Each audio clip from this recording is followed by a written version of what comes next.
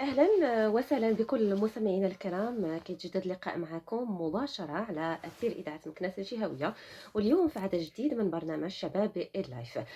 كيتجدد اللقاء معكم مستمعينا ومع موضوع جديد اللي أكيد يعني كنناقشوا، وضيوفنا الكرام شباب اللي طبعا كناخذوا بوجهات نظرهم وطبعا آرائهم في مجالات مختلفة متنوعة. اليوم موضوعنا واللي غنتقاسموه معكم مستمعينا الكرام، وهي مسابقة وطنية كانت من أجل اكتشاف المواهب الشابة. اليوم طبعا اللي كانت نظمات مؤخرا بمدينة مكناس، وحنا كنعرفوا أكيد أن الأغنية المغربية لا شك أنها كتزخر أو كيزخر خزانة المغرب الفنية بنصوص أغنية رفيعة شاهدة عن الزمن الذهبي. بقدر ما يقتضيه من فخر، بقدر ما يطرح سؤال يخص ما كان عليه سلف الأغنية من تراكم وحس فني وروح وطن وتأصيل، هو ما كان ينبغي أن يكون عليه خلفها من تعزيز مسار وإغناء تجارب ومن ثم حضارة. هكذا كانت مقومات أغنية المغربية أمس، التي جعلتها بحضن مستمر، ليس فقط لما كانت عليه من قيمة مضافة وبصمة معبرة وفنية وإشعاع وروح مغربية، وإنما أيضا باعتبارها إرث رمزي في ذاكرة مغرب ومغاربة. إذا في هذا الإطار أكيد جمعية طبعا جمعية الغد للثقافة والتنمية كانت نظمت مؤخرا يعني مسابقة وطنية كما سبق الإشارة لاكتشاف المواهب الشابة. اخترت لها شعار هذا السنة هذه في الدورة الخامسة الأغنية المغربية إرث فني للأجيال. وهذه طبعا فرصة من خلال برنامج شبابي لايف نتعرفوا أكثر على هذه المسابقة، على المواهب الشابة اللي كانت حاضرة بقوة من خلال هذه المسابقة الوطنية، وطبعا تعرفوا على أهم الأمور اللي ميز هاد النسخة، طبعا النسخة الخامسة اللي كانت هاد السنة هذه بدعم وزارة الشباب والثقافة والتواصل. إذا لهذا الموضوع كيشرفني نستقبل في بلاطو إذاعة مكناس الجهوية الأستاذ عبد الحليم غالي، هو رئيس جمعية الغد للثقافة والتنمية. مرحبا بك معنا سي غالي. الله مرحبا بك يبارك على فيك. أمواج إذاعة مكناس. شكرا، الله يبارك فيك. مرحبا بك. الله يطمئنك. وطبعا معنا السي عبد الرفيع بن نونة اللي هو منشد استاذ الموسيقى بالمعهد الموسيقي بفاس، وايضا كان هو عضو لجنة التحكيم. مرحبا بك معنا عبد الرفيع. شكرا لك جزيلا لاله سلمى، وشكرا لكل مستمعي إذاعة الجهوية بمدينة مكناس. مرحبا بك عبد شكرا الرفيع. جزيلا. اذا احنا مع كل مستمعينا غنفتحوا خطوطنا وكل من يود المشاركه معنا على 05 35 52 72 03 او 05 35 52 73 23. مرحبا بكم مستمعينا الكرام، في انتظار اكيد التحق بنا طبعا اللي كانت فائزه بالمسابقه اللي تميزات اكيد طبعا. بمشاركتها في المسابقة. غتنضم لنا بعد قليل سلمى وليد من مدينة مكناس. طبعا في انتظار ذلك غنفتحوا أكيد نقاشنا ونتعرفوا أكثر على المسابقة الوطنية اللي تنظمت في مدينة مكناس مؤخرا. إذا بداية كنعطيو الكلمة للأستاذ عبد الحليم غالي اللي طبعا رئيس الجمعية، جمعية الغد للثقافة والتنمية. هذه الدورة الخامسة نعم. اللي تنظمت على مستوى مدينة مكناس للمسابقة الوطنية. أعطينا نبذة على هذه المسابقة وكيفاش أنكم طبعا كل سنة كتجددوا اللقاء مع الجمهور، مع الشباب خاصة، يعني مع المواهب الشابة، من أجل هكا تعطيهم هذه الفرصة هذه نعم. يعبروا على يعني على المواهب المواهب ديالهم في الأغنية الفنية. المغربية. مرحبا بك، تفضل عبد الحليم. بداية تنشكرك أستاذة سلمى على هذه الدعوة الطيبة، وتنشكر الإذاعة الجهوية بمكناس على مرحبا هذه بك. الدعوة لمناقشة يعني المسابقة الوطنية الكبرى لاكتشاف المواهب الشابة في الأغنية المغربية، مرحبا بك. التي تنظمها جمعية الغد للثقافة والتنمية منذ سنة 2015. بداية كانت هذه المسابقة يعني محلية، تخدموا مع الشباب في المدارس وداك الشيء. نعم، وكانت يعني مفتوحة على جميع المواهب، يعني ما كانش عندنا يعني تخصص يعني في صنف الأغنية المغربية، كنا يعني تنستقطبوا الجميع. نعم، حتى يعني بعد الفترات يعني مؤخرا من بعد صبحت جهوية، جات له واحد الفكرة من عند واحد الجمعية يعني في التاونات، وطرحوا علينا قال علاش ما تكون زعما يعني هاد المسابقة يعني نديروها جهوية ونخصوها في أغنية مغربية. اهم، من تما جات الفكرة، وكانت عندنا واحد الشراكة معاهم اللي الحمد لله مشات مزيان، ولقات واحد الصدى طيب. نعم، ومن بعد خدينا الفكرة، قلنا مع جات الفترة ديال كورونا، قلنا علاش هاد المسابقة هادي نحصروها حنايا فيما هو جهوي، علاش ما نديروهاش عن بُعد، وإن شاء الله تاخد واحد الصدى كبير إن شاء الله على الصعيد الوطني، ومنها نشاركوا الشباب ويلقاو يعني فين واحد المتنفس فين يعمروا الوقت ديالهم مع محصورين في الدار في ديورهم وداك الشيء، ما تيخرجوا ما والو. ومن تما مشات المسابقة الحمد لله. اهم، درنا إعلان على المسابقة هادي، تشاركوا معنا واحد المجموعة من الشباب، واحد الشباب يعني اللي هو كبير، نعم، ومشينا مشينا ديك الفترة بمدينة بمدينة، أييه، كنا كل مدينة تناخدو لها متوج ديالها. اهم، داك الشيء. هذه في وكنا الوقيتة تنصيفطوا ديال لهم كورونا يعني الوقيتة ديال كورونا، كنا تنصيفطوا لهم الجوائز ديالهم هكا عن بُعد، اللي ربح تنصيفطوا له الجائزة ديالو، والحمد لله لقات يعني واحد الصدى كبير وصدى طيب. ومن بعد في هاد السنة هادي بعد واحد المجموعة من الاتصالات وسميتو جات الفرصة ديال وزارة الشباب والثقافة اهم، والتواصل على اليد سي المهدي بن سعيد، اللي فتح واحد الفرصة ديال الدعم ديال الجمعيات من أجل النهوض يعني بالقطاع يعني الثقافي والفني، يعني في هاد الفترة اللي كانت بعد ما كان واحد الركود اللي هو كبير، يعني جات هاد الفرصة هادي فتح المجال ديال الدعم. اهم، دفعنا بحال أي جمعية الدوسي ديالنا، التزمنا بدفتر التحملات كلشي. الحمد لله قالوا لنا راكم صيفطوا غادي تستافدوا من الدعم ديال 2022، وصيفطوا لنا سميتو سنا معاهم لي كونطرا والمسائل كاملة، والحمد لله خرجت اهم، البادرة نعم، وهذا المشروع الوجود يعني، وخرجناه بواحد الشكل كبير. درنا مراسلات يعني لجميع الناس اللي تنعرفوهم الفروع ديالنا ديال الجمعية على الصعيد الوطني، باش يشوفوا لنا الشباب اللي عندهم اهتمام بالأغنية المغربية. أييه، جات هاد الفترة هاد المسألة هكايا على حسب يعني لحقاش كان جاتنا الظرفية ديال الدعم في واحد الوقيته اللي هو مزير. اهم، جاتنا في شهر 12 وقالوا لنا خصنا البروجي يدار في شهر 12، لأن لا دار في 2023 قد يطيح في اهم. لاماس وداك الشيء ديال سميتو نعم، التحويل يعني المريم. كان لابد يعني لابد يدار في تستافدوا داك في داك يدار في الشهر داك النيت. الشهر، يعني داك الشيء باش اضطرينا أننا نشوفوا الناس اللي تنعرفوهم الفروع ديالنا ديال الجمعية هادي، باش يشوفوا لنا مواهب اللي عندهم وداك الشيء، والحمد لله نعم، داروا لي casting في كل مدينة تقريبا هكايا، واختاروا لنا بعض الأصوات نعم. خدا وجبناهم لكم يعني هو كان الوقت ضيق بالنسبة لكم، ولكن آآ تبارك الله نجحت ما المسابقة. نقول لك ظرف 15 يوم قدرنا نحطوا كلشي. هذا نعم، هو الكاين 15 يوم، كان علمونا حتى الآخر ديال الشهر 11، وقالوا لنا خصكم ديروه في شهر 12 يعني اهم، بالضروري، لأن ما خصش العام يخرج. نعم. والحمد إذًا تبارك الله عليكم عبد الحليم. الله يبارك فيك. طبعًا عبد الرفيع كنتم أنتم أيضًا يعني في عضو لجنة التحكيم، هذاك الوقت يعني اشتغلتوا على اختيار اهم. المواهب اللي غتشارك في المسابقة. نعم. قربونا يعني كيفاش كانت اشتغالكم يعني قبل من المسابقة، يعني الوقيتة اللي غتختاروا بها هاد المواهب، الخصوصية اللي اختاريتوا بها، المعايير اللي اختاريتوا بها المواهب. سؤال وجيه. مرحبا. شكرا جزيلا في بداية الأمر، كنشكرك لاله سلمى على الدعوة الكريمة، بكل وعلى فرح. استضافتي في هذا البرنامج الجميل، وعلى استضافتي في هذه المحطة الجهوية لمدينة مكناس. مرحبا بك. أم... نعم، يعني لل- المسابقة تفضل. هذه المسابقة الوطنية لاكتشاف المواهب الشابة في صنف أو يعني في صنف الأغنية المغربية،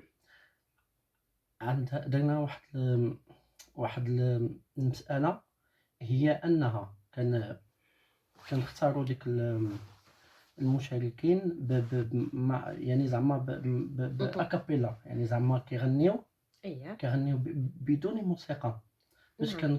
باش كنسمعوا ديك المشارك واش عنده اهم. موهبة واش ما عندوش أي يعني كما كنقولوا الخامة الصوتية خامة ديالو صوتية. واش نعم. واجدة، واش كاينة اهم. حاضرة. نعم. عاد كينتقلوا للمرحلة الثانية، مرحلة هي مع الإيقاع بالموسيقى. اهم. بالفعل اختارينا هاد المشاركين هذا، وأنا كنت معاهم يعني كنقابلهم يعني اهم. زعما كيفاش خصهم يغنيو، كيفاش أييه. خصهم اهم. يضبطوا مع ديك التداريب الصوتية. التداريب الصوتية من قبل اهم. ما يدخلوا سوسن مع قبة الجمهور، اللي هو اهم. طبعًا نعم. جاب ديك السهرة الكبرى اللي كانت طبعًا دازت الحفل ممتاز. أكيد طبعًا، يعني كان واحد الصدى طيب وجميل يعني لنجاح هذه المسابقة الوطنية. حتى المعايير ديال في لجنة التحكيم، كان طبعًا رئيس ديال لجنة التحكيم هو الأخ والصديق سيدي ياسين حبيبي، نعم. اللي نوجه له من هذا المنبر. آمم، كان المعايير على شكل التالي: هو من ناحية الصوت، نعم. من ناحية القوة القوة الصوتية. الصوتية، من ناحية داخل يعني الحضور أيضًا يعني. الحضور كذلك، اهم. حشمة. الكاريزما ديال صحيح. داخل الحضور على على على خشبة. خشبة المسرح، نعم. المسرح، اهم. مم. كذلك التماشي مع التماشي الإيقاع. مع الإيقاع، اهم. التماشي مع اللحن. مع اللحن. نعم. هادو هما المعايير اللي كان. اللي كنتو اشتغلتوا عليهم نعم. وكان يعني هنا هاد المعايير هادي بغينا عبد حليم، يعني شحال كان الناس اللي أو الشباب اللي جاو لهاد المسابقات، شحال كان العدد يعني ربما كما سبق الإشارة قلتي يعني كان واحد الإقبال مهم يعني الشباب. آه، هو في سميتو فاش درنا يعني المسابقة، فتحنا باب المجال ديال المشاركة، درنا واحد الاستمارة ديال التسجيل عن بعد. كان الوقت ضيق كما قلت لك 15 يوم، 15 يوم. ولكن في هذه الفترة ديال 15 يوم توصلنا يعني بواحد 60 مشارك، وهذيك 60 مشارك اختارينا منهم 10 هم مهم. اللي جاو لنا يعني من كل المدن يعني المغربيه. كاين اللي جا من الرباط، كاين اللي جا من قنيطره، كاين اللي جا من طنجة، طنجة، كاين مهم. اللي سيدي سميتو سليمان. سيدي سليمان. يعني واحد مم. المجموعه من المدن اللي جاو يعني اللي غوتنا لهم يعني يشاركوا في المسابقه حضوريا، واختارتهم اللجنه ديال التحكيم نعم. باش يجيو حضوريين انهم يشاركوا ويحضروا للسهره الختاميه. مهم. كانت يعني هذا هو العدد اللي كاين، حوالي شي 60 واحد اللي شارك، و10 مم. يعني اللي تم الانتقاء ديالهم باش يحضروا معنا في يكونوا حضوريين في يعني في مهم. في صحيح المسابقة. الختام. مم. داكشي. واللجنة ديال التحكيم يعني اختارينها بواحد العناية اللي هي كبيرة. أييه. كانوا فيها يعني فنانة موسيقيين تيهتموا بالمجال الفني والموسيقي، مهم.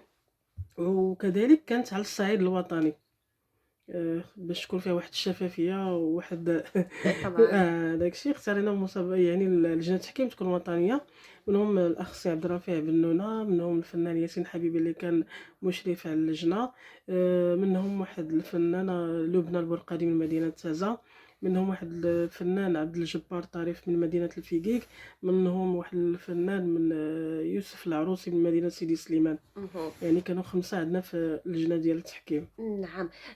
طبعا واللجنة التحكيم اللي كما تكلمتي يعني حاولتوا تفتحوا على تكون الجانب الوطني. الجانب الوطني. الحس وحنا الوطني. كنعرفوا ان الاغنيه المغربيه الاداء ديالها هو فيه واحد المعايير محدده، ولكن الصوت كيختلف من منطقه الى اخرى. نعم. هنا باش يكون حتى التحكيم مهم. ربما مهم. مهم. مضبوط وذو تماما. شفافيه كما تماما. تكلمتي. نعم. نعم. طبعًا سي عبد الرفيع، هذه كانت يعني كيما الأجواء اللي حكمتوا فيها باش تختاروا المواهب الشابة اللي غتختار أو أنها تكون مشاركة في المسابقة الوطنية. طبعًا قربنا اليوم ديال المسابقة، يعني اليوم الحفل. مم. كي كنتم مرافقين يعني هاد الشباب هادو كيفاش كان حضور يعني والدعم والتوجيه وكما نقولوا أيضا يعني التحكيم كيف كان يعني عبد الرفيع؟ الحمد لله كيف كان داز. الحمد لله دازت المسابقة في أتم، مهم. يعني في أمان الله. الحمد لله دازت الأمور ماشية كما هي. نعم. كيف قلت لك أنه المتسابقين ما خصهمش يحشموا مهم. في قبة الجمهور. اييه. خصهم يتواجهوا، خصهم ما يغنيوا سامبل يعني عادي. اهم. ما يزيدوش ديك كيف كيقولوا هو نعم. ديك الزواق. الزواق في الأغنية. نعم. الزواق في الأغنية ما يمكنش علاش؟ خصها اهم. سميتو يعني زعما آم، الأغنية خصها تغنى كما هي. نعم. نعم. داكشي. وخاصهم سميتو خاصهم شي كل واحد ياخد 2 دقائق.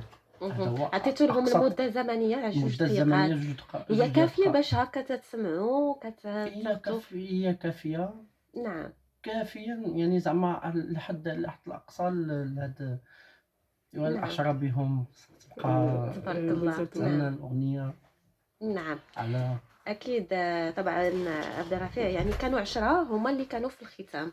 شنو اللي كانوا في الختام. نعم 10 طبعًا. اللي اهم. توجت بالمسابقة هي نعم. سلمى وليد من مدينة مكناس. نعم.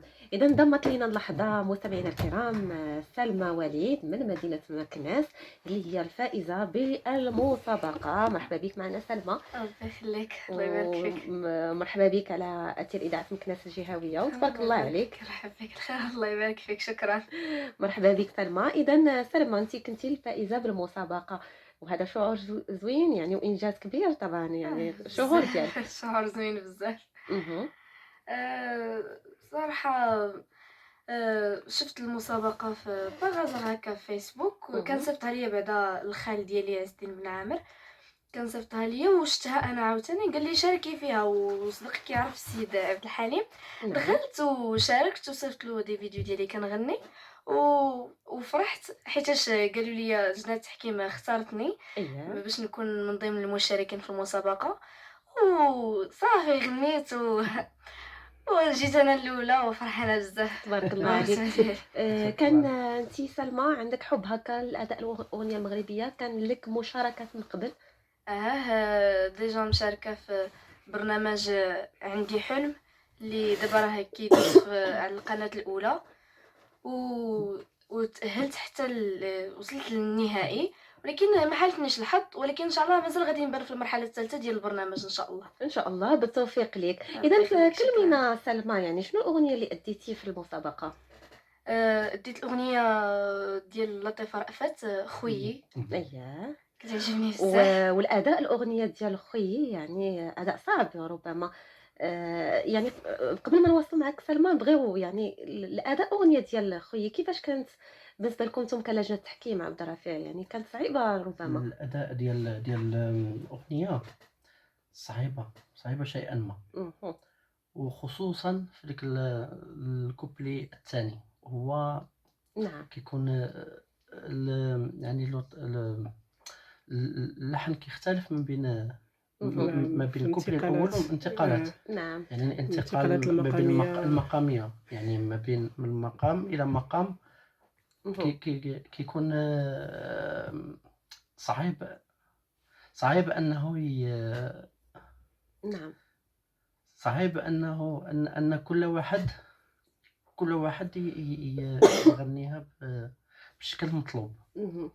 صحيح صحيح. طبعا اذا غنبغيو مع سلمى سمعي لنا او تقدمي لنا يعني واحد المقطع من الاغنيه ديال خويي كما سلمى، قال واش شنو بغيتي تسمعي، الكوبلي الاول ولا الثاني؟ بحال اللي ارتحيتي فيه. بحال. غنسمعوا الاول، من بعد ذلك غنسمعوا الثاني من وحنا مع الحلقه.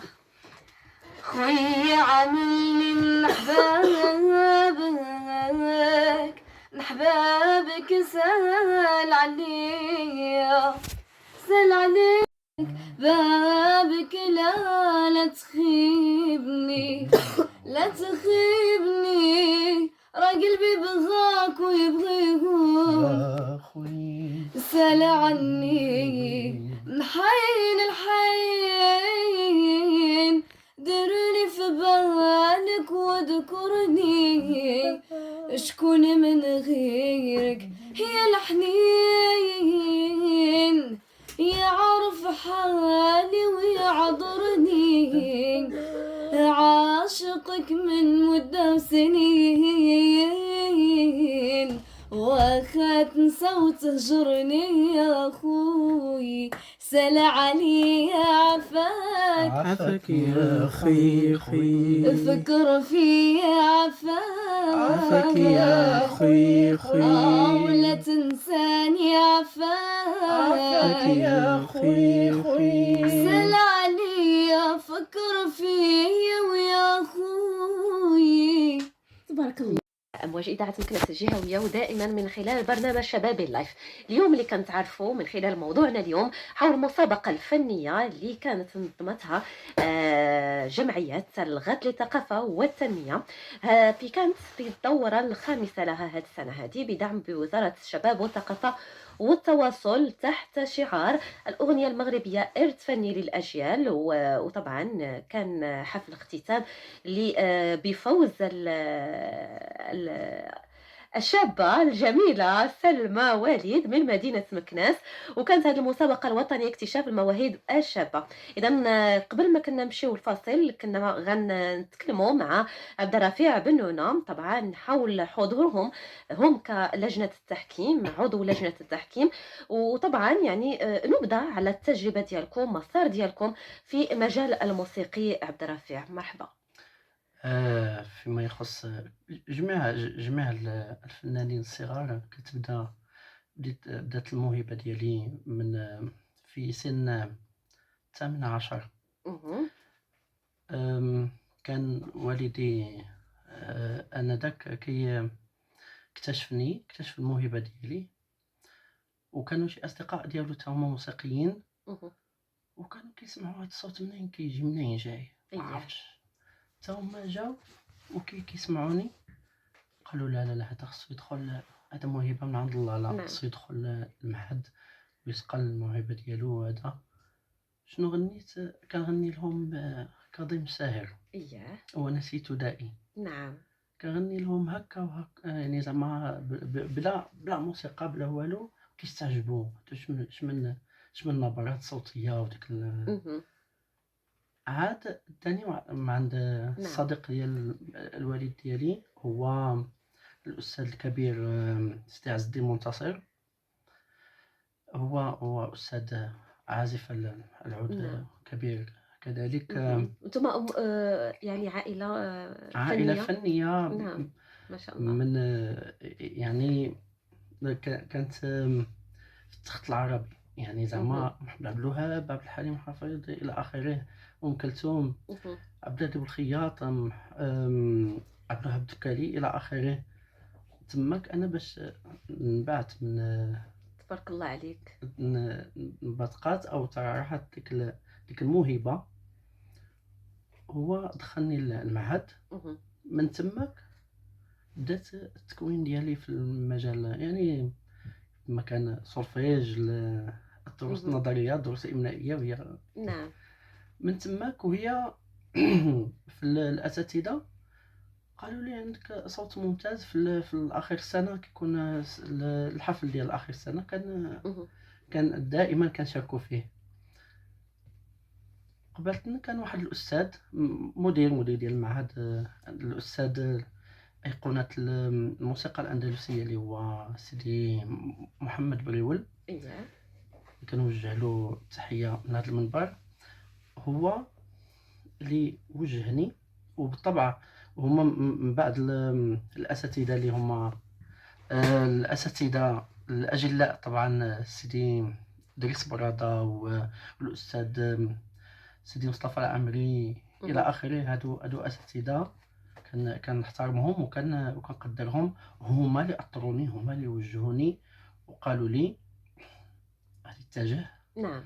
للموسيقى الاندلسيه الاصيله، نعم. إذا اختاريتي تخصصك في في الأندلسي. الاندلسي. مهم. نعم.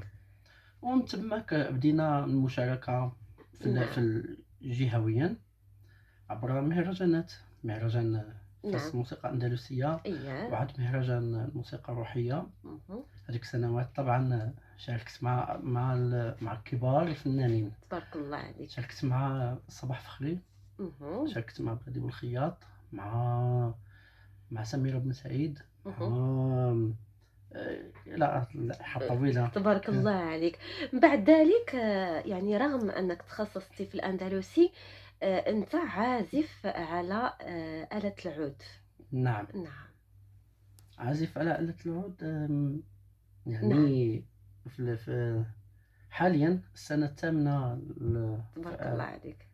على آلة العود الشرقي، مهم. لأن ما سهلش نعم. ما سهلش أنها. فين كتكمن الصعوبة ديال العود الشرقي يعني عبد الرفيع؟ لا يعني جميع الآلات مهم. كيكون متفق معايا أستاذ. اكيد. جميع نعم. جميع الآلات الآلات صعبة، صعب. نعم. كيف العود، كيف القانون، كيف البيان، نعم. يعني زعما أي آلة، ولكن الدراسة برغبة والسيمينارية والعزيمة وحبا في ذلك، يعني الآلة نعم. يعني دائما دائما خاصك. دائما يعني غادي عبد الرفيع وحامل العود معاك نعم، يعني هذاك هو الصديق ديالي. ياك. صديق ديالي ما تبارك يمكنش الله عليك. نعم. اذا هادوك اكيد يعني شباب اللي كانوا حاضرين ضمن اعضاء لجنه التحكيم، ولكن ما يخفاش على ان رئيس جمعيه الغد للثقافه والتنميه ايضا هو فنان، يعني فنان وعازف على الورك، وايضا استاذ التربيه الموسيقيه عبد الحليم. تبارك الله عليك. الله يبارك فيك. نبغيو هكا نتعرفوا عليك اكثر، يعني حنا عطينا وتكلمنا على المسابقه، ولكن بغينا نتعرفوا ما وراء الستار. شكون هو عبد الحليم غالي اللي نظم وفكر في هذه المسابقه الوطنيه باش ينضم لها الشباب مواهب شابه؟ شكرا حيت رجعتي مرحبا بك. الله يبارك فيك. عبد الحليم غالي هو فنان موسيقي، أستاذ في مجال التربية الموسيقية. نعم. اهتميت بالمجال الجمعوي يعني منذ الطفولة، ملي كانت عندي واحد 7 سنوات أنا تنتأطر داخل واحد مجموعة من الجمعيات بمدينة مكناس اللي تربيت فيهم يعني، وكنت في هاد الجمعيات كان دائما تيثيرني الفرقة ديال الكورال اللي كنا اللي تكون مؤسسة في ديك الجمعية، نعم. وهذوك العازفين. وكان دائما تيثيرني يعني عازف الأورغ، مهم. وكنت دائما تنبقى نتبعو وكذا، وليت تنبغي نقيس له الأورغ ديالو ما تيخلينيش وكذا. نعم. يعني من تما جات هذيك الرغبة ديال أنا خصني ندير الموسيقى ونتعلم الأورغ. والديا صراحة شوية كانوا ما بغاوش يعني باش يشري لك آلة موسيقية تتسوى الملايين ديك مهم. الفترة، والظروف صحيح. يعني على قد الحال وكذا وهذه، وإنسان باقي صغير مهم. تقولوا ما نعرف. ولكن الحمد لله شوية بشوية شريت واحد الأورغ صغيور مهم. اللي تنتعلم فيه.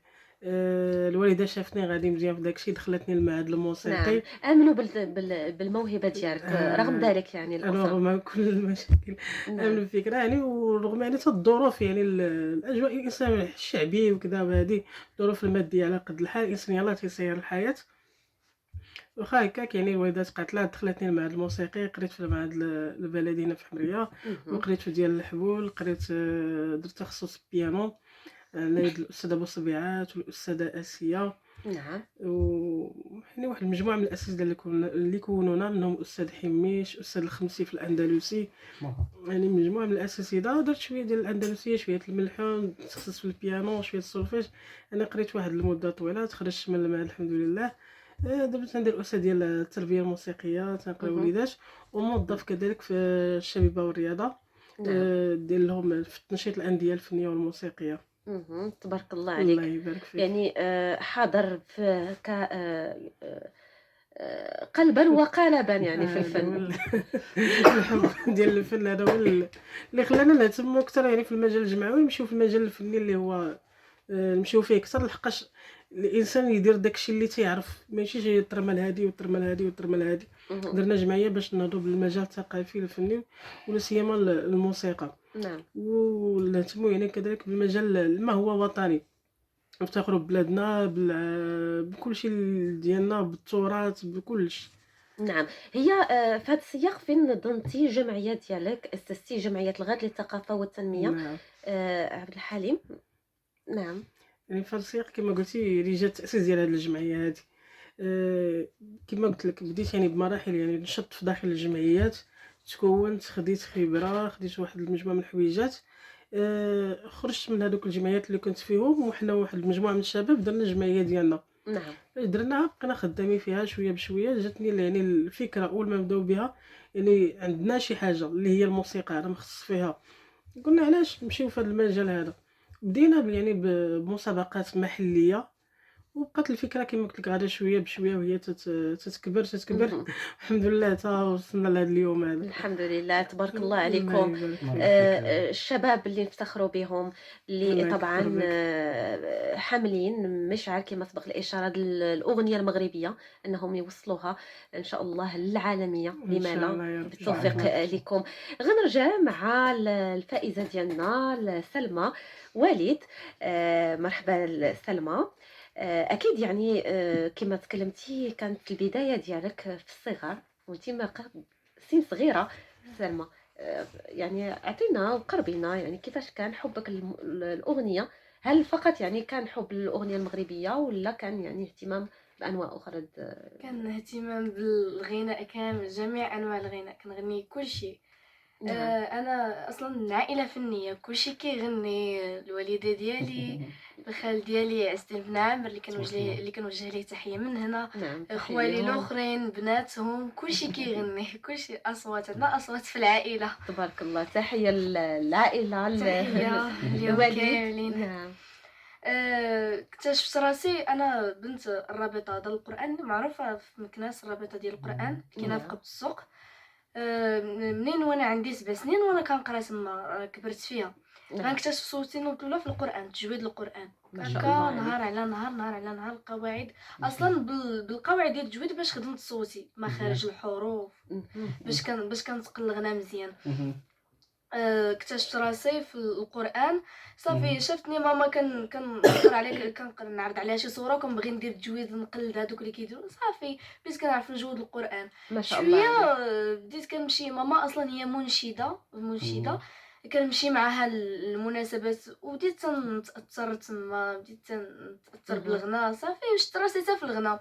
ماما صافي مشات معايا، بدات انا كتقول لها اجي هي اغنيه كلثوم باش تخدمي صوتك، اجي حفظيها، اجي نعم. هي. صافي بديت تنحفظ. صافي بدات تخدم ليا صوتي. اييه. كانت اول مره شاركت بديت بالقران، كنت كنشارك في مسابقات قرانيه. جيت انا الاولى على الصعيد الاقليمي في اكادير، كنت ديك الساعه مهم. مسقره في اكادير. نعم. جيت انا الاولى على الصعيد الاقليمي، مسابقه ديال تجويد القران. ما شاء الله وجيت انا عليك. الاولى على الصعيد الجهوي، كذلك في تجويد القران. صافي شويه بدينا عاوتاني تنتجه للغناء، ولكن ما نسيتش القران، لان الحمد راه لله. كنمشي نعم. للرابطه الحمد كل لله. سبت. ما راه شاء الله باقيين عليك، الله يحفظك. باقيين مهم. كنجتهدوا في القران. صافي بديت عاوتاني، واصلا انا بنت المعهد الموسيقي، غير ما عرفت هذا العام تعطلت شويه في التقياد ولقيتهم يسبقوني. ما فيها باس، يعني دايره تعاودي ان انا شاء الله. مازال العام الجاي ان شاء الله. يمكن ملي كنت كنقرا في الثاني وانا في المعهد الموسيقي ديال الحبول، كنعزف على آلة البيانو. يمكن عندي السنه الخامسه هذا العام كنظن. مهم. هي هذيك. صافي انت الغناء. دابا سلمى 16 سنة، نعم. وتبارك الله دوزتي واحد المراحل مهمة اللي صقلتي من خلالهم يعني الموهبة ديالك الغنائية والحضور ديالك الفني. مهم. تبارك الله عليك. داكشي كيداز بالزربه. نعم. صافي عاوتاني كنت في اكادير نيت. باليا الاشهار في التلفازه نتاع واحد المسابقه. كنظن سميت البرنامج دي ارتيست. كنت شاركت فيه، مشيت دوزت الكاستينغ تما على حساب اكادير، حيت كنت في اكادير. دوزت الكاستينغ تما، ولكن ما وفقنيش الحظ. ديك الساعه باقا صغيره، مهم. كنت كنقرا في السادس كنظن. أييه. صافي بديت صافي كنخدموا الصويت كنخدموا. صافي تا كتاب نشارك في المسابقه ديال عندي حلم، اللي كنت شفت الاعلان في المعهد الموسيقي وشاركت على حساب المعهد الموسيقي. مهم. عندي حلم. تأهلت البرايم الاول، البرايم الثاني، وصلت للفينال. وحنايا اللي بقينا في الفينال عطاونا فرصه ثانيه نجيو للمرحله الثالثه ديال البرنامج. ان شاء الله راه مازال غادي تدوز ان شاء المراحل الله. الاخرى في القناه الاولى. تبارك الله عليك. وشاركت في المسابقه الوطنيه ديال الاغنيه المغربيه، وتبارك الله خديت الرتبه الاولى. مهم. وكنشكر سيدي ربي سبحانه شهادة وتعالى الجميع. منين وصلت لهاد نعم. شهادة المواصل. الجميع، تبارك شهادة الله. حتى لجنة التحكيم ما شاء الله. يعني العلامة الشعور الكاملة. كلشي. ما شاء الله عليك. كنشكر الله سبحانه وتعالى اللي وصلت لهاد المواصل. نعم. كما وعدتينا سلمى غنستمعوا لمقطع آخر من أغنية خويي الفنانة علاش لا؟ أو اختاري أغنية أخرى، واش نختاروا أغنية أغنية أخرى. شنو إن شاء الله نقدموا سلمى؟ نعم. نشوف. في انتظار يعني تفكري إن في شاء الله. انتظار في انتظار. يلا نخليك تفكري شي شويه وشوفي الاغنيه اللي غنقدموها، وهكا نزيدو نتعرفوا على الموهبه طبعا ديال الشابه ديالنا سلمى وليد من مدينه مكناس. نرجعوا مع عبد الحليم غالي. ان شاء الله كيفاش غتكون يعني يعني في انتهاء هذه النسخه، هذه النسخه الخامسه من المسابقه الوطنيه اكتشاف المواهب الشابه، فكرتوا يعني شنو كيفاش غتشتغلوا ان شاء الله السنه المقبله؟ كيفاش الدورة إن شاء الله. الدوره ان شاء الله المقبله باذن الله الدورة يعني. السادسة إن شاء الله. مهم. حنا دابا تنشتغلوا إن شاء الله الدورة السادسة، حنا مهم. بادين فيها. نعم. غادي نحاولوا نبداوها بكري إن شاء الله باش ما نلقاوش مشكل ديال الوقت وهادي. وكذلك غادي نخدموا على الموارد المالية بشكل كبير، يعني خصنا ضروري الموارد المالية، مهم. لحقاش حنا في مشاكل كثيرة يعني في هاد المرحلة هادي، ولكن خديناها كتجربة يعني كأول نشاط يعني بدعم وزارة الثقافة يعني وخرج في هاد النسخة ديالو حضورية بهاد مهم. الشكل هذا. يعني راه الحمد لله خدينا تجربة، عرفنا المكامن الخلل فين كاينة وشنو هي الهفوات اللي خصنا نتجاوزوها إن شاء الله. مهم.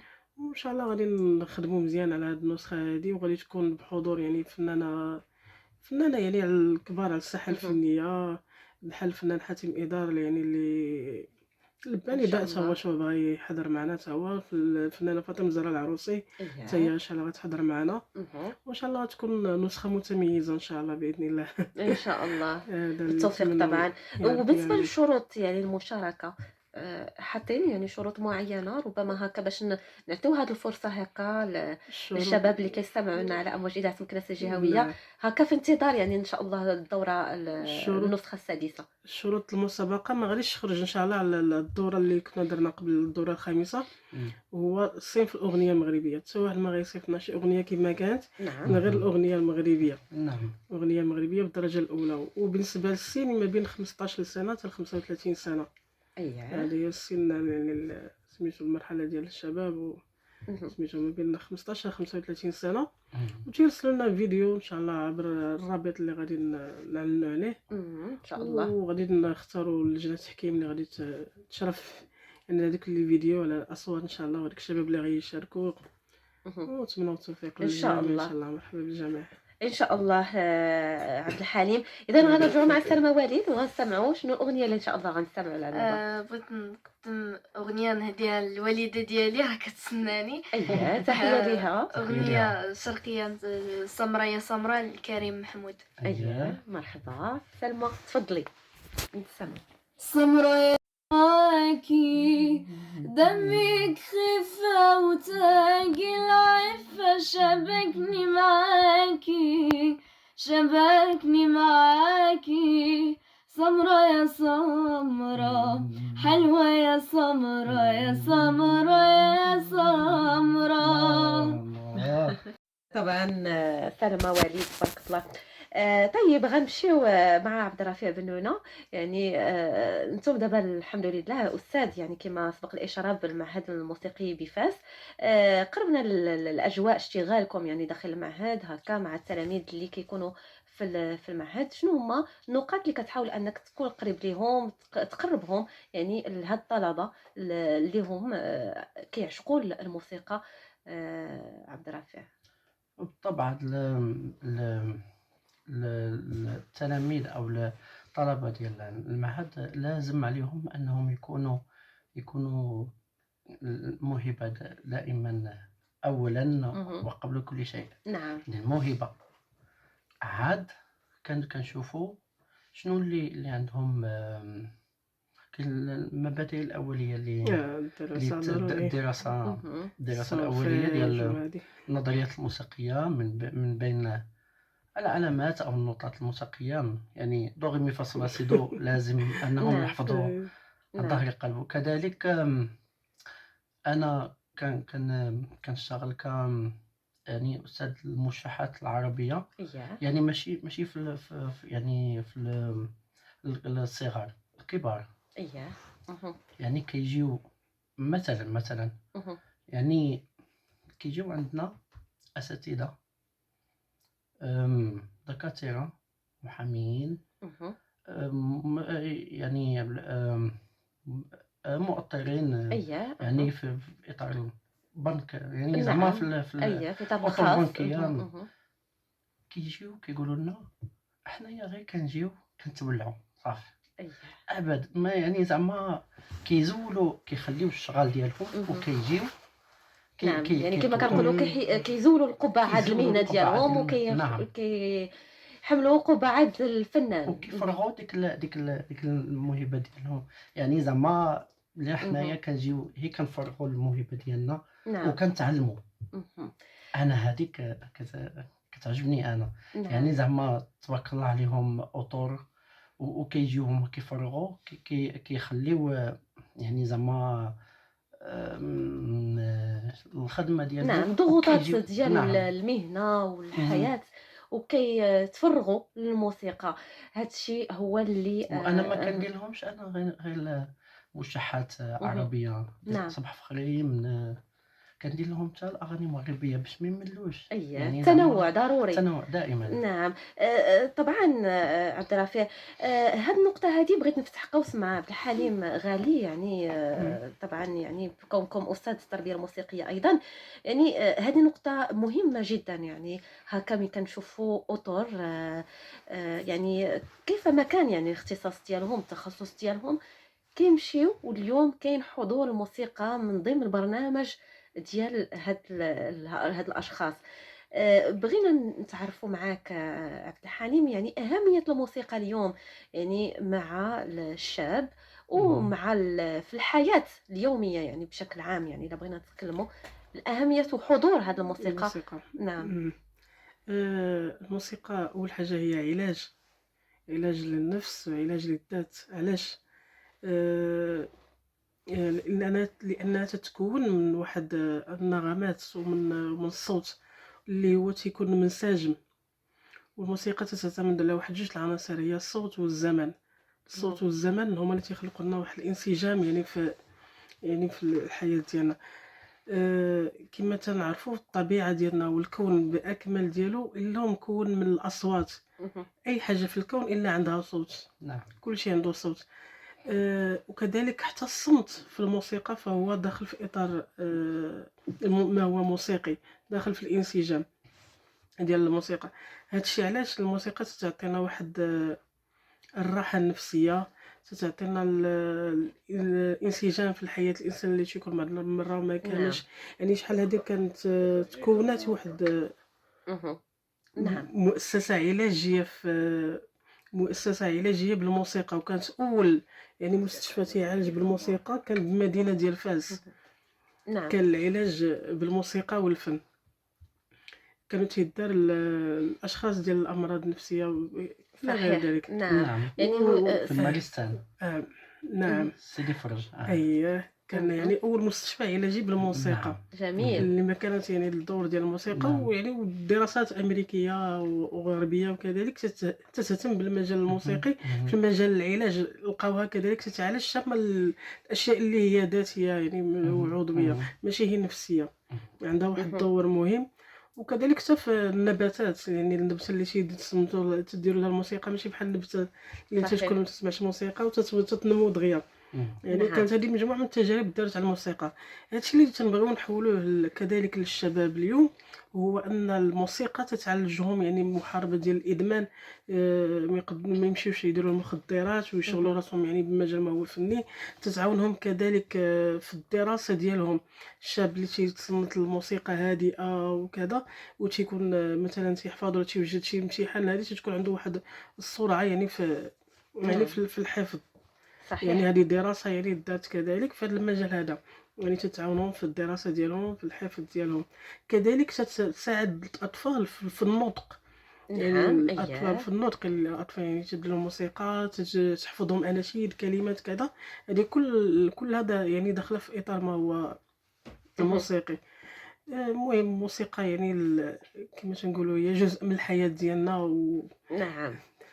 صحيح، صحيح طبعًا الله عبد يبارك الحليم، فيك. وبما أننا في برنامج شبابي لايف، يعني اليوم إلا تكلمنا مع الشباب وكيما نقولوا نوصّيوهم بأنهم يكون بين برنامج اليومي ديالهم إمم. يخصّوه للموسيقى. حنا هنا الموسيقى ما كنتكلموش فقط على الغناء ياك؟ حتى لا، العزف حتى كذلك. العزف، العزف. نعم. الفن يعني بشكل نعم. عام. نعم. يعني يهتموا كذلك كما قلتِ يعني ماشي غير بمجال ما هو صوتي يعني اهم، الغنائي ولا كذا، ولكن حتى العزف.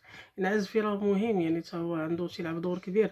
لأن الإنسان فاش تيتوشي واحد الآلة موسيقية وكذا يعني راه يعني تولي جزء منه، تيبقى يحس بها، تيحس بالنغمات ديالها بحال تتفاعل معاه. إمم. اهم، ومن بعد تتولي عنده واحد الأذن الموسيقية، تيبدا يميز ما بين الأصوات، يميز ما بين بزاف ديال الحويجات. اهم، يعني لهنا تتكمن الأهمية ديال والدور ديال الموسيقى يعني في عند الشباب والأطفال، يعني تلهيهم يعني باش ما يديروش شي حوايج اللي هما خايبين، يمشيو للمخدرات، صح. يمشيو لشي حوايج اللي هي صحيح. خايبة. نعم. كتشوف اليوم يعني كاين اهتمام كبير بالنسبة للشباب، يعني كنشوفوا الحمد لله كاين إلى عطينا مثال يعني مواقع التواصل الاجتماعي كيفاش هكا حضور الشابات والشباب، يعني كيفاش هكا واحد بواحد الطريقة واحد المنافسة شديدة، يعني أنه شكون اللي غيكون يقدّم شنو رأيك كتبغى عبد الحليم؟ بالنسبة للموسيقى اليوم عند الشباب هي متنوعة ومضطربة، ما عارفين شنو باغيين بالضبط. إمم. كل يعني تيمشيو على أمواج موسيقية اللي هي حديثة، فيها إمم. شوية فيها اهم، ديال الراي، فيها الصخوبة، نعم. فيها الصداع. ما اهم. نتكلموش على الصف، نقدروا كاع نقولوا مثلًا الراي ولا نقولوا مثلًا شي نقول موسيقى أخرى نعم. تكون هي اهم، بعض الكلمات تتكون واحد الكلمات اللي هي هادفة، نعم. كلمات اللي هي ماشي بحال تسمع بعض الأغاني اللي فيهم شي كلمات اللي هما خايبين دنيئة. وكذا.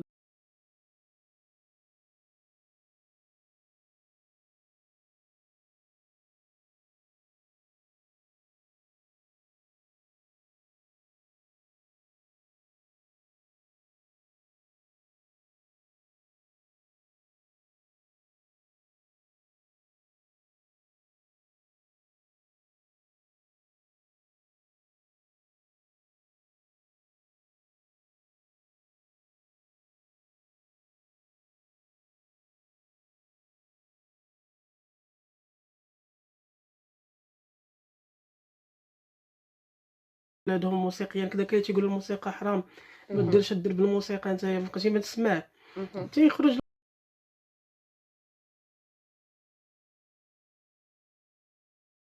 يمشي يختار واحد النوع معين من الموسيقى أكيد راه تيمشي مزيان وتيأدي مزيان وتيكون منسجم في الحياة ديالو. نعم أكيد عبد الحليم. إذا نحن مع كل مستمعينا الكرام مازال لقاءنا متواصل على أمواج إذاعة مكناس الجهوية ومن خلال برنامج شبابي لايف. غنمشيو لحظة الفاصل ونرجعو تتمة لقائنا. اكتشفوا المواهب الشابة في مجال الموسيقى المغربية، وحنا دائما مع ضيوفنا الكرام مشيو مع سلمى وليد اللي كانت الفائزة بالمسابقة طبعا.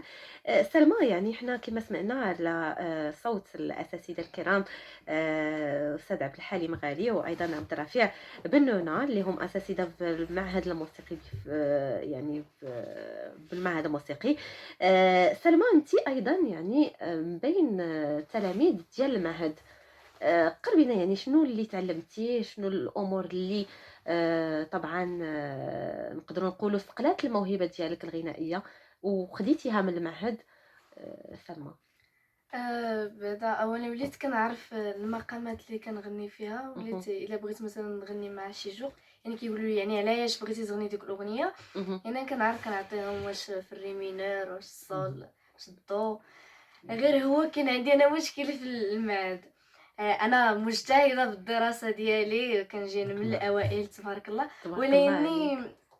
كسولة في المعهد صراحة الله كسولة، يعني أييه، عندي شوية صعوبة في الفهم لا تكاسلت حتى جيت لمكناس أييه، فاش كنت في أكادير، لا كنت كنجيب يعني المعدلات يعني كيما كيقولوا مونسيون كنت اهم، كنجيبها في النتيجة ديال المعهد، لا في البيانو ولا في السولفيج.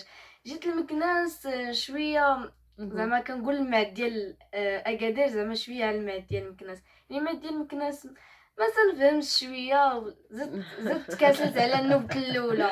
هو ماشي مشكل، إن شاء الله تقبطي الخط وتتواصلي ان شاء معاهم. الله ان شاء إن الله. شاء الله سلمى. كيفاش كتشوفي راسك من هنا إن شاء الله؟ نقدروا نقولوا 5 سنين، يعني كيفاش كتشوفي راسك سلمى؟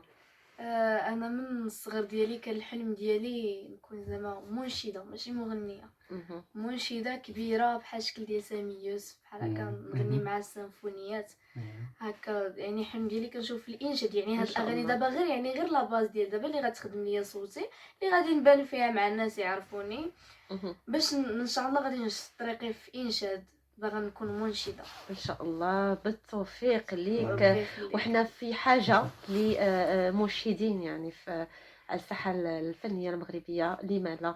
سلمى تكوني أيضا من بينهم، ونتمنى لك التوفيق سلمى ان وليد. شاء الله ربي يخليك. مرحبا. وعبد الرفيع بنونة طبعا كان ود أنه يتقاسم معنا واحد المقطع غنائي، وهذا شرف لينا أنك تكون يعني تقدموا لنا على أمواج إذاعة مكناس من خلال برنامج شبابي اللايف. هكا نتعرفوا على الطاقة الشابة في المجال الغناء، ومع الأستاذ عبد الرفيع بنونة. شنو غتقدم لنا عبد الرفيع؟ نقدر الله فيك. أكيد. وهذا كما قدمتي لنا إهداء لكل مستمعينا على أثير إذاعة مكناس الجهوية، وشكرك عليه عبد الرفيع بنونة. طيب إحنا في هذه الدقائق اللي كتوصلنا على نهاية اللقاء، طبعا لابد يعني هكا نتعرفوا على شنو إن شاء الله اللي الإنجازات اللي كتطمحوا أنكم تقدموها في المجال الأغنية، مجال الموسيقى. طبعا نعطيو كلمة عبد الحليم غادي. مرحبا. مرحبا، الله يبارك فيك. يعني الطموحات ديالنا من خلال اللي تنطمحوا لها من خلال الأغنية المغربية، ولا من الهدف يعني من هذه مهم. المسابقة، هو ننتجوا واحد المجموعة من الأعمال الغنائية لهاد الشباب فيما يخص يعني الأغنية المغربية، لا من ناحية الكلمات، لا من ناحية الألحان، لا من ناحية الإيقاع. وهكذا نقدروا نعاونوا شوية البلاد ديالنا، نعاونوا شوية الشباب أنهم يحاولوا يختاروا يعني واحد الذوق سليم يعني في الغناء ديالهم والاختيارات ديالهم، وإن شاء الله يكون نعم. على خير. هذا هو اللي مهم. كاين. باش نربيو واحد الذوق في اختيار الموسيقية عبد الرفيع، عبد الحليم، يعني شنو هما النقاط اللي خاصنا نتبازاو عليهم، يعني هكا رسالة للشباب؟ باش نربيو واحد الذوق سليم خصنا نشوفوا بعدا الوالدين، مهم. الآباء، يعني خصو يوجهوا وليداتهم أنهم يختاروا واحد الموسيقى اللي هي يعني هادفة، فيها الحويجات اللي ترباو عليهم هما. مهم. ترباو مع أم كلثوم، مع الأحياني، مع عزة جلال، مع نعيمة سميع، يعني هذاك الشيء اللي ترباو فيه وكبروا فيه حتى هما وعاشوا، خصهم يعطيوه لوليداتهم، ما يبقاوش عليهم الموسيقى حرام ولا هادي ولا كذا. في الاخر تلقاي داك الطفل يعني تيمشي مهم. يتصنت اللي بغا ولا يدير اللي بغا، ولا يعني تيتصنت شي حوايج اللي تزيد من الاثاره ديالو، وداكشي والمسائل اللي تتقديه، عاوتاني يدير المخدرات، يدير بزاف د الحوايج. انا كان تيجي عندي واحد الشاب، نعم. الاب ديالو دائما كان تيحرمو من الموسيقى وكذا وهداك الشيء، وهذاك الولد كبر بداك الحرمان ديال الموسيقى. مهم. وللاسف هذاك الشاب يعني مشى ولا تيدير جميع انواع المخدرات، مهم. يكمي، يتحشش، يشرب، يدير كل شيء. يعني علاش؟ لحقاش الاب ديالو كان حرمو يعني انه يدير الموسيقى واحد الوقيته، وتبارك الله عليه تيجي تيغني بواحد الصوت زويون، وتيعزف حتى على الاورغ شويه مزيان. يعني هذاك الحرمان اللي خافوا الوالدين انهم الا مشى في المجال الموسيقي انه غادي يدير شي حاجه خايبه، تصدق نعم. دار شي حاجه خايبه وربما كانت الموسيقى تعاون اكثر كانت غتنقدو هذا أحسن. هو اللي كاين. مهم. يعني تنقول الوالدين انهم هما لا باز يعني ديال الشباب باش يختاروا الذوق السليم. يحاولوا يسمعوا اغاني اللي هي زوينه، يعني لا في المنزل، لا في السياره، لا في سميتو، تكون الموسيقى اللي هي هادفه. نعم. ويوجهوا وليداتهم انهم يتعلموا آلات موسيقيه، انهم يشغلوهم بشي حوايج اللي هي فنيه، ماشي فقط الموسيقى، كاين المسرح، كاين مهم. التمثيل، كاين المجال الفني يعني. المجال الفني مهم. بصفه عامه، يعني يشغلوا وليداتهم يعني في هذا المجال هذا. نعم. طيب عبد الحليم، يعني احنا ملي كنتكلموا على الموسيقى، هكا في حديثك تتكلم على الموسيقى او الاغنيه ديال الزمن الجميل. يعني اليوم الا تكلمنا على الاغنيه المعاصره، شنو رايك فيها؟ واش هكا حتى هي ممكن هكا نربيو هذا الحس، الذوق الفني يعني عند عند الشباب بهذه الأغنية إمم. المعاصرة، شنو رأيك؟ الأغنية المعاصرة كيما تنقولوا فيها وفيها. اهم. كاين أغنية معاصرة اللي تتحترم المعايير والقواعد ديال الذوق السليم من ناحية الكلمات واللحن والإيقاع، وكاين أغنية معاصرة اللي تزيد كيما قُلت من الهيجان ديال الشباب، يعني تحاول يمشيو في واحد التيارات اللي هي خايبة. إمم. هذا هو سميتو، ولكن مزيان أن تكون أغنية معاصرة مغربية معاصرة، يعني تتروّج يعني للتراث ديالنا، لا من ناحية الإيقاع، لا من ناحية الألحان، لا من ناحية الصوت، لا من ناحية الكلمات، يعني بزاف ديال الحويجات. اهم. هذا هو ونتمنّاو إن شاء الله إن شاء التوفيق الله يا للجميع ربي، الله عبد يبارك الحليم. فيك. يا ربي آمين. عبد الرفيع، يعني أكيد يعني شنو إن شاء الله كتأمل أنك تحققه في مجال الأغنية، في مجال الموسيقى بشكل عام؟ و آآ الهدف من هاد هو نعم. نعم، أكيد، أكيد يعني باش أنك الهدف تأطّر الشباب يعني هكا ليكونوا إن شاء الله جيل الغد يعني في الموسيقى المغربية إن شاء الله، لِمَ لِمَ لا؟ لا، اهم. لِمَ لا أننا نطمحوا للمستقبل، إن شاء الله. المستقبل القريب أننا نكونوا واحد الشباب اللي هما يحمّلوا ديك المشعل ديال الأغنية المغربية، اهم. باش يوصلوها إن شاء الله بحول الله، يوصلوها للعالمية. إن شاء الله. هذا هو إن شاء الله. الهدف. وبالتوفيق أكيد ليك عبد الرفيع، شكرًا جزيلًا. ومع السلامة وديد إن شاء الله.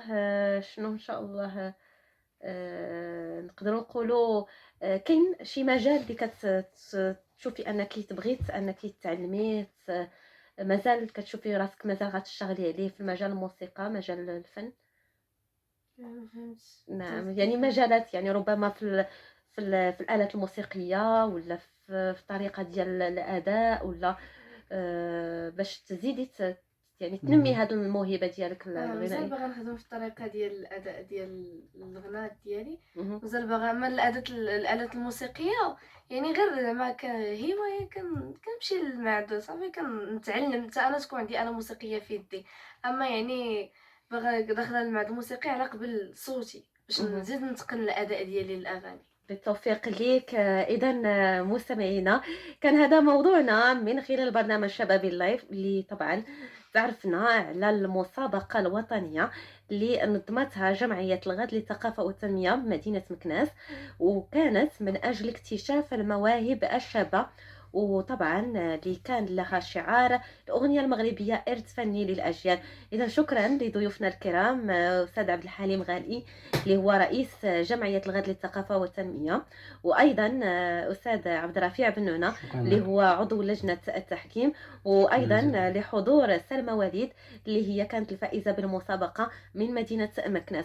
إذا تحية لكل مستمعينا وشكرا لكم. الله يبارك شكرًا. فيك، شكرا شكرًا ليك لكم، كذلك شكرا. الله للسلامة يديم. ولكل ومرحبا. مستمعي إذاعة مكناس الجهوية. شكرا لك. اذا مستمعينا كنشكركم على متابعتكم طيبه لحلقتنا اليوم من برنامج شبابي لايف، في انتظار القاكم الاسبوع المقبل مع موضوع جديد كيهم شبابنا. اذا تحيه للزميل عادل عقمه اللي كان مرافقنا في الهندسه الصوتيه والاشراف التقني. لكم مني اجمل التحيات، سلمى مدغري، الى اللقاء. نعم. مقطع مرحبا. شنو هي؟ نعم. نعم. رد بالك هذه بلادك. يلا نستمع عبد الرفيع، تفضل.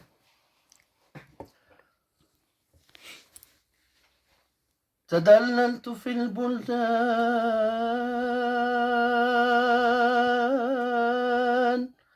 حين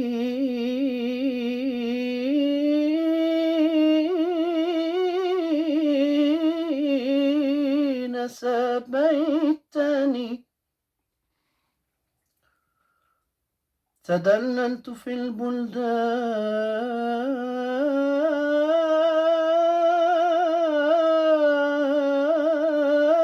البلدان حين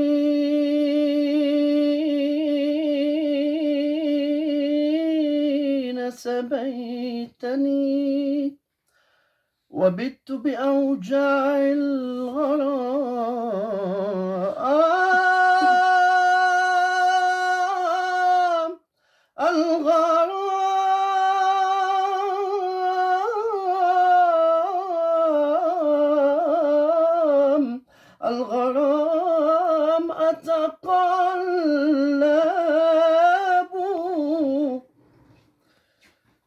فلو كان لي قلبان عش بواحد وأترك قلبا في هواه. مستمعين إذاعة مكناس الجهوية.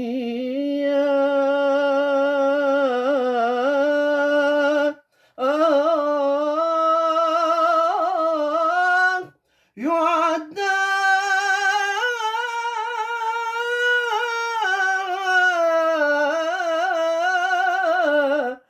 يعذب.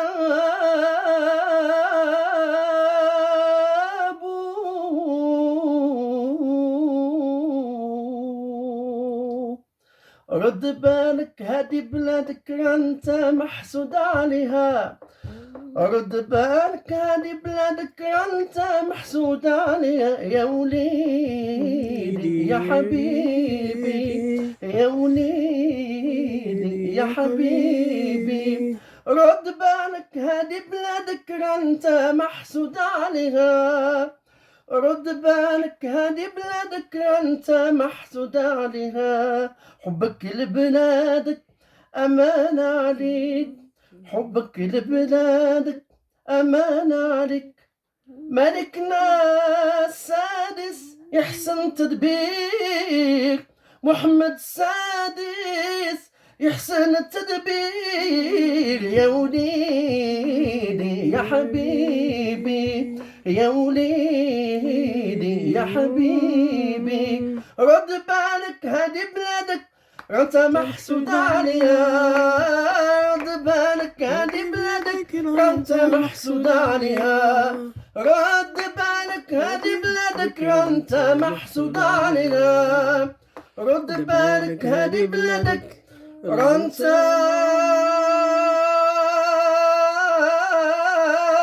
محسود عليها.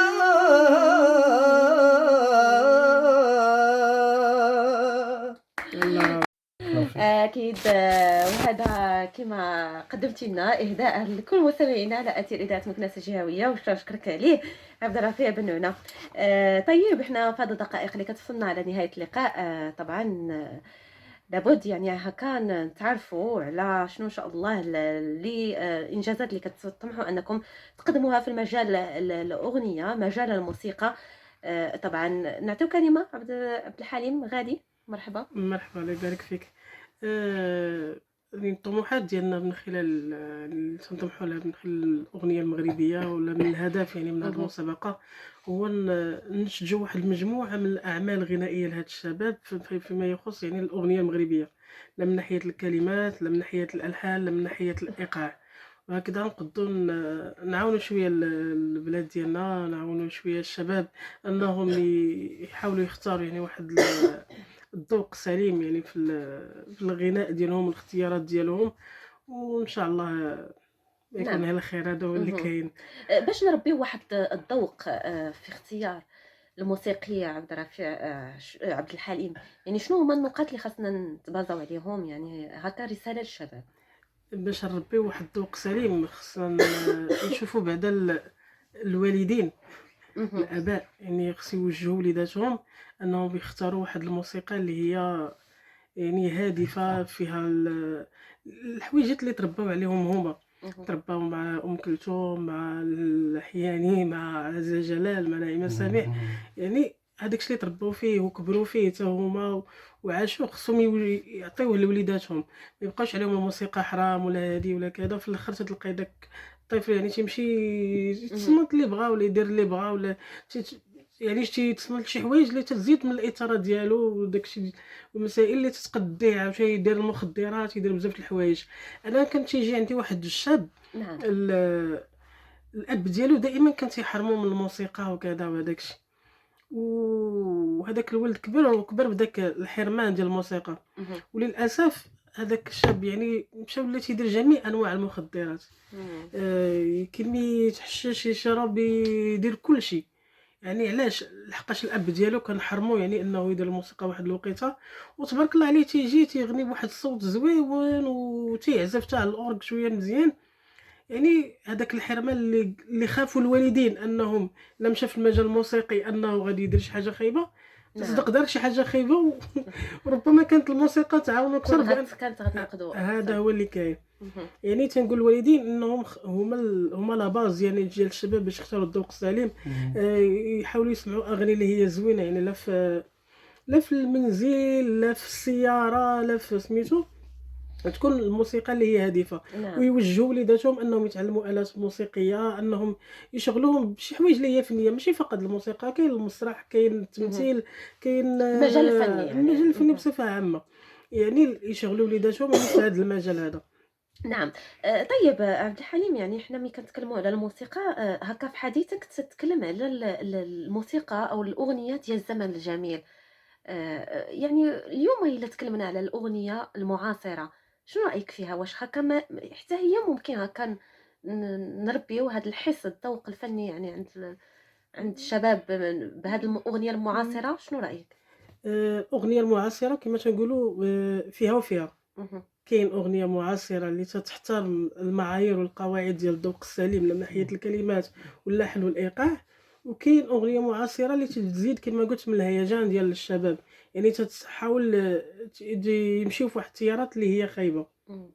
هذا هو سميتو. ولكن مزيان أن تكون أغنية معاصرة مغربية معاصرة، يعني تتروج يعني للتراث ديالنا، لا من ناحية الإيقاع، لا من ناحية الألحان، لا من ناحية الصوت، لا من ناحية الكلمات، يعني بزاف ديال الحويجات. اهم. هذا هو ونتمنوا إن شاء الله إن شاء التوفيق الله يا للجميع. ربي، يا عبد ربي. الحليم، يا ربي آمين. عبد الرفيع، يعني أكيد يعني شنو إن شاء الله كتأمل أنك تحققه في مجال الأغنية، في مجال الموسيقى بشكل عام؟ و آآ الهدف من هذا هو نعم. نعم. أكيد يعني باش الهدف. أنك تأطّر شباب، يعني هكا اللي يكونوا إن شاء الله جيل الغد يعني في الموسيقى المغربية، إن شاء الله. لِمَ لِمَ لا؟ لا، اهم. لِمَ لا أننا نطمحوا للمستقبل، إن شاء المستقبل الله. القريب أننا نكونوا واحد الشباب اللي هما اللي يحملوا ديك المشعل ديال الأغنية المغربية، اهم. باش يوصلوها إن شاء الله بحول الله، يوصلوها للعالمية. إن شاء الله. هذا هو إن شاء الله. الهدف. وبالتوفيق أكيد ليك عبد الرفيع، شكرا جزيلا. ومع السلامة وديد إن شاء الله. شنو إن شاء الله نقدروا نقولوا، كاين شي مجال اللي تشوفي أنك تبغي أنك تعلميه، مازال كتشوفي راسك مازال غتشتغلي عليه في مجال الموسيقى، مجال الفن؟ ما فهمتش. نعم، يعني مجالات، يعني ربما في الآلات الموسيقية، ولا في الطريقة ديال الأداء، ولا باش تزيدي يعني تنمي هاد الموهبة ديالك مازال الغنائية. باغا نخدم في الطريقة ديال الأداء ديال الغناء ديالي، اهم. مازال باغا. أما الآلات الموسيقية يعني غير زعما كهواية كنمشي للمعهد صافي كنتعلم حتى أنا تكون عندي آلة موسيقية في يدي. أما يعني باغا داخلة المعهد الموسيقي على قبل صوتي باش اهم. نزيد نتقن الأداء ديالي للأغاني. بالتوفيق ليك. إذا مستمعينا، كان هذا موضوعنا من خلال برنامج شبابي اللايف، اللي طبعا تعرفنا على المسابقة الوطنية اللي نظمتها جمعية الغد للثقافة والتنمية بمدينة مكناس، وكانت من أجل اكتشاف المواهب الشابة، وطبعا اللي كان لها شعار الأغنية المغربية إرث فني للأجيال.